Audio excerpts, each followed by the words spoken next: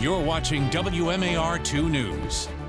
I'm Megan Knight with your WMAR 2 News update. The abrupt closure of a venue in Harford County has couples and groups scrambling to find an alternate site. The Richland Ballroom in Edgewood announced it is immediately closing after 35 years of business. The owner, Stephen Vitale, blames the COVID-19 pandemic for having to shutter the event space. Issues arose with debt from COVID, frankly. Our industry was hurt very hard. We were closed for 8 months plus, and ultimately we've just not been able to rebound from that. Now, a group called Lamar Live Entertainment based in Bel Air wrote on its Facebook page that it is in negotiations right now with the owners to try to keep the venue open, but no final decisions on that have been made.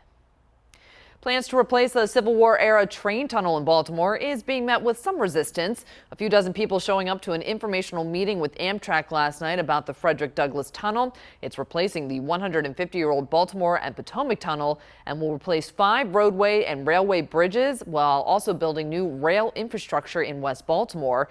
The tracks and tunnel will go through predominantly black neighborhoods. Patrick Slavin, who lives in Bolton Hill, was surprised to hear about the new direction of the tracks. There's an obvious question is there is an existing tunnel, I don't know the condition of it, that goes under Bolton Hill, and the map, which is a predominantly white, wealthier neighborhood, and the map calls for it to circle around Bolton Hill. That seems like an obvious a redlining approach.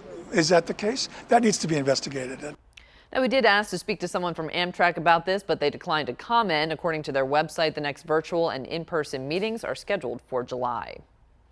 The NAACP and more than a dozen other organizations are calling on President Biden to pardon Marilyn Mosby. They sent a letter to the president saying the former Baltimore City State's attorney was wrongfully convicted. Mosby faces up to 40 years in federal prison when she's sentenced May 23rd on mortgage fraud and perjury charges.